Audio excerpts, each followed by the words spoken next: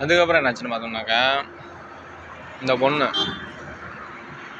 ரொம்ப யாரு கூடயோ ஃபோனில் அடிக்கடி பேசுகிறதாக மறுபடியும் எனக்கு செய்திகள். நான் டிவோர்ஸ் கேட்டால் டிவோர்ஸும் கொடுக்க மாட்டாங்க. ஆனால் எப்படியாச்சும் அவங்க வழி கொண்டுட்டு போகிறாங்களாம். எனக்கு ஏற்கனவே டிவோர்ஸ் ஆனதை காரணமாக வச்சு எப்படியாச்சும் அவங்க வழி கொண்டுட்டு போகிறாங்க அப்படின்னு நான் அறவே முடியாதுன்னு சொல்லிட்டேன். அப்புறம் போன வருஷத்தில் மறுபடியும் நான் இந்த யூடியூப் வீடியோலாம் ஸ்டார்ட் பண்ணதுக்கப்புறம், ஏன்னா 35-36 வயசு ஆகிடுச்சுல்ல, நான் நினச்ச மாதிரியே மறுபடியும் இந்த யூடியூப் வீடியோலாம் ஸ்டார்ட் பண்ணதும் மறுபடியும் பித்தலாட்டம் பண்ணி வர ஆரம்பித்தான். எங்கே இவனுக்கு நல்ல லைஃப் அமைஞ்சிருக்கணும் அப்படின்னு சொல்லி.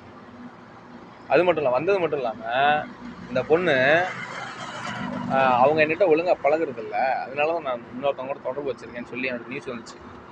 அடித்து வச்சு சாத்தி மண்டையை உடச்சி விட்டு ஒரு 30 நாள் தான் துரத்தி விட்டுட்டேன்.